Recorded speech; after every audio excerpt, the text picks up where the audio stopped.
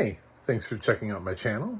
If this is your first time here, please think about subscribing. And if you are a subscriber and you've returned for another video, I love you. My name is John Stark from ActiveMovieGuy.com, and this is my review of Stillwater. I'm a blind film critic. I'm not entirely sure that matters here as long as you watch this film with audio description. If you don't watch it with audio description, you have to be bilingual. There's far too much French in this film for you to not be able to read the subtitles. So, just a little note. Don't even bother. Don't try. You won't know what's going on. Yeah, so Stillwater came out last year. It didn't really do much. Feels like one of those movies that was supposed to be Oscar bound, but then they decided to drop it sort of in late summer, which is not always a great spot for Oscar bait movies, and therefore everybody just was like, Stillwater, and it just kind of walked away from it and didn't really give it a second thought, which is kind of unfortunate because Matt Damon's really good in this. He absolutely nails this accent. He plays a father from, guess where? In Oklahoma. And, he's grown up working on oil rigs. He's very, earthy. I don't want to make a whole bunch of bad jokes at his expense, but he's a certain type, and as somebody who grew up in the four-state area, I kind of picked up on this role and was like, yep, I know people like this, and this is very accurate. Matt Damon is doing a great job of this role, and he ends up subverting your expectations. Suddenly, he's in France. And if you don't know what the movie's about, then that could be a surprise to you. And he's over in France. And why is he over in France? Because his daughter, played by Abigail Breslin, is currently serving a prison sentence for murder. It's one of those movies. So she's an English, Oklahoma-born girl that decided to go to school over in France. She got herself caught up with this girl who ended up getting stabbed, and she swears she's innocent. And she's already been in for 5 years, and because other people's prison systems are not like the American prison system, she only has 4 left. And actually, she's up for parole in 10 months from the moment we meet her. So really, life is not that bad for somebody who's been accused of murder. Yeah, they really believe in rehabilitation over there, and like, yeah, we can fix you. Over here, we're like, nah, we're gonna lock everybody away forever. Never see them again. But luckily for Abigail Breslin, she committed this crime in France. Or did not commit this crime, whatever you want to call it. But was accused of this crime in France. And Matt Damon is flying, like, he's allowed to bring her, like, socks and underwear, and he literally does her laundry while he's over there. Like, I guess no one does her laundry for her, so, or she can't do her laundry. I don't understand the laundry concept, but that seems weird to me. Does she just wear dirty underwear until somebody does it for her? What? Anyway, yeah, so he actually does her laundry while he's there, like takes it out and goes to a laundromat, and anyway. But the greater plot of this movie is that she passes him a note to pass to her lawyer that is some new information that she came into from someone who had always believed she was innocent about somebody that he had run into that knew this guy that she always said was the killer, and had heard him bragging about this murder that he got away with. So they want the lawyer to look into it. She's like, we don't look into hearsay. And just kind of like walks away from Matt Damon. And so Matt Damon, who is living in this hotel and is living next to, in the other room, there's this French actress, like theater actress, and her little girl. And he uses her to help translate the letter. And his daughter does not think highly of him in that letter, and thinks that the lawyer is her only hope, and that her dad is useless. And apparently there's some stuff that's alluded to back when her trial was going on about him punching out a reporter, and him possibly having past alcoholism and drug addiction problems. So, but he's clean now, and not punching out reporters. So he seems to have found some sort of peace. He's very polite. That's what I found to be really true about what Tom McCarthy's script did here, is his level of politeness. Say what you want about people from certain areas of the country, from red state areas, but that tracks. I think he absolutely would say, yes, ma'am, no, ma'am. There is that level of politeness in a lot of those people. I know it, and it was consistent throughout the whole film. So, so he ends up, because this film is really long, it takes forever to get to wherever it needs to go. They end up moving back into their apartment. They were only there temporarily while the air conditioning or something was being fixed. I can't remember what it was. And Matt Damon then kind of stays with them, because he's going to stay until he finds this guy. Like, come hell or high water, he's going to find this guy that supposedly did the actual killing that she's fingered for the thing. And so the rest of the film kind of plays out like that. But also, he really comes to accept this life that he has in France. He's been living there for a couple months. He doesn't really speak French, but he can understand some French when spoken to him. He seems to just be able to function well enough. And people around him seem to just be able to, like, understand his English and his American way. And he is really polite, though. So I think that politeness works in his favor quite a bit, I'm sure.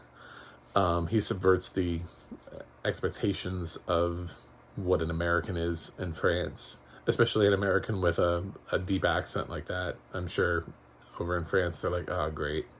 And then he comes over here and he's like, yes, ma'am, no, ma'am, yes, sir, yes, no, no, sir, yes. You know, they're like, whoa, this guy's, okay, never mind, you can stay. So he gets a job and everything. He has a van. And anyway, so he just stays over there forever and tries to work on this case. And I don't want to tell you anymore. Because I feel like all of that's set up and none of that was really spoiler. But there's a lot of setup. This film is like 2.5 hours. So, yeah, it's a long film. But to be fair, this also comes from the director, from Tom McCarthy, who has directed some really great things before and has earned our right to sit there and just at least let him attempt to tell us the story. You know, this is the director of Spotlight, which Best Picture winner, first of all, but also Win-Win, The Visitor, which was fantastic with Richard Jenkins, if you've never seen that, and also The Station Agent. He's done some other films that I don't necessarily need to mention, but those are the 4 heavy hitters for me. Tom McCarthy has proven himself an adept at being able to tell these really human stories, really relatable characters. When you throw away all of the the sparkle and everything, and you just get to the grit of the story. He's good at that. He doesn't need the extra spotlight on anything. So this comes out to be a win-win situation for our visitor in France. Sorry. Anyway, Matt Damon's really good in this. And that's really important because Abigail Breslin is not. Academy Award nominee Abigail Breslin is not. Now, Matt Damon went full Sling Blade on this accent. Like, full... I don't know if he lived amongst people to get his accent that good, but his accent is so good, I think he would fool people from that area of the country. It's perfection. He sounds like people I talk to on the phone. Like, he literally... I'm just like... one of the most amazing things about this film is Matt Damon's accent, actually. And then his daughter, who grew up in the same area, Abigail Breslin, has absolutely no accent whatsoever. None. No accent.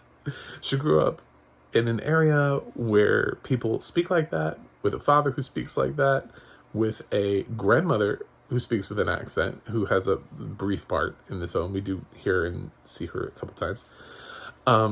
But she has no accent. Abigail Breslin didn't even try to do an accent in this film. If anything, she has like a husky voice that sounds like Abigail Breslin has been chain smoking for the last 20 years. I don't know what happened to her voice. I didn't even realize it was Abigail Breslin until I IMDb'd the film. And then I was like, what? It doesn't even sound like Abigail Breslin from, I can't even think of what the last thing I saw her in. I don't know, The Call. God, what else has she done? She hasn't been around. I'm sure there was something between now and The Call. The Call was like 6 years ago. But anyway, yeah, it's just, I don't know what's happening to her voice, but she sounds like she's trying to do an Emma Stone impersonation, and it's not working out. But there's no accent. There's no Oklahoma in that. Which is weird for a girl who grew up in Oklahoma and then said her character went to college in Oklahoma. And then it was while she was in college in Oklahoma that she was like, oh, I'm going to study abroad. Cool. So she's pretty much spent her whole life in one place and managed to not pick up the accent. I don't buy it. I think it's lazy acting. So, sorry, Abigail. I'm not giving you a pass on that. As far as the rest of the film, the French cast is actually terrific. I think they're all great. The little girl in this film who plays Maya. I'm going to go with Maya. I thought she was really good. She plays like a 9-year-old. I don't know if she is 9 but I distinctly remember them saying her age at one point. Yeah, I thought she was adorable and cute and did everything she needed to do. The actress that plays the helper / roommate to Matt Damon's character that he ends up sort of staying with this whole time, I think she's terrific. So the acting is on point outside of Abigail Breslin. And Tom McCarthy's script is actually pretty decent. It just needs to be trimmed down. It doesn't need this runtime. There's nothing that warrants the runtime. We spend a lot of time sitting in this film like it's gonna give us... I think he thinks the film is Spotlight, but it's not Spotlight. You know, if the film packed a punch like Spotlight, I would be more on board with sitting here for 2.5 hours. But this is kind of a slower film than that. And the ending isn't as nearly as interesting as you think it might be. Because of that, you kind of feel like, why did we go through this? Why did he need 2.5 hours to get from point A to point B? That's really my only thing. I think he probably could have trimmed this down. I know he wrote and directed, which usually means he's filtering his own material. And of course, when you write a screenplay, it's your baby. And then when you direct it, why are you going to cut things from your own screenplay? But you have to. Like, at a certain point, somebody in the room needs to say, this film is a little long. And I think that's probably what hampered it in the long run. Is I don't remember those other films being 2.5 hours. Maybe Spotlight was that long, but I don't remember The Visitor being that long. I don't remember Win-Win being that long. I don't remember The Station Agent being that long. And all of them worked, and all of them told the story. And they were able to contain themselves. Stillwater just feels a little bit longer than it needs to be. I would have chopped 10 minutes out of this runtime. Anyway, it's fine. I liked it. I can understand why, as a film, the studio felt the need, like it wasn't going to catch a fire with the Oscars, with the Academy, so they just were like, we got other stuff we can push. But it's kind of tragic, because I thought Matt Damon was really good in this. And it did have Tom McCarthy, so I don't, he is the director of a Best Picture winner. You could have at least tried, just to see what happens for Matt Damon. But would have been interesting to see if he had a real Oscar push, what that would have looked like for this film. Anyway, so those are my thoughts on Stillwater. The audio description is absolutely necessary. There's so much French that has to be translated because we can't see subtitles on the screen, that unless you speak French, and you won't know what's going on. There's a lot of French, and the thing is that he doesn't ever speak French, so he's not bilingual as a character. He needs his friend to do a lot of translating for him. So she's doing a lot of speaking to other French people, and they're having these rather lengthy conversations back and forth that have to be translated. And some of them are really important. There was one that was really good where they think they've got somebody who knows where this guy is. And she's sitting there, she's having this long conversation with him, and he's like, what is he saying? And what she's really doing is she's going back and forth with him because he's racist. And he's like, yeah, just put any Arab boy in front of me and I will say it's him. They're invading our country. And he looks to Matt Damon and he's like, it's like with the Mexicans in your country. Just get rid of them. One less. It doesn't really matter. Like all that stuff. He's like super racist. And Matt Damon thinks this guy's like a legitimate connection and is gonna like help them win the case. And she's sitting there. She's just like, what the and she's not really translating for Matt Damon. She's just arguing with him about his racism. But if you watch that scene, you would assume, and you'd miss the whole context. She alludes to it. She alludes to him being a racist asshole. But it does set up kind of a big conflict between those two characters later on. So it's kind of an important scene. But that's just an example of one scene that was kind of pivotal. It was heavy into French, and without audio description and without your ability to speak French, that would have been lost. So, unfortunately for us blind people, we need audio description on this film at all times. There's no way around that, except for the bilingual. Perhaps, I don't know. Even then, I would argue that this is a very meditative drama where there isn't a lot of dialogue. Sometimes we're just standing around looking at things.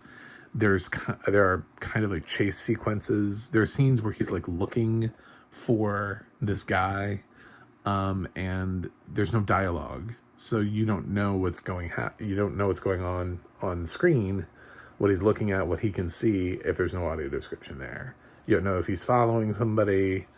Nothing like that. So definitely make sure you watch this with audio description. That's it. That's my review. So, yeah, I thought it was pretty decent. A lot of high marks. Just a couple of low marks being that ultimately I did think it was a little too long for its own good. I did not like Abigail Breslin's performance in this film at all. Really at all. It wasn't even just the accent. I just didn't like her performance at all. There was nothing about her that I was like, oh, cool. I would have just rather had a different actress altogether for a couple different reasons.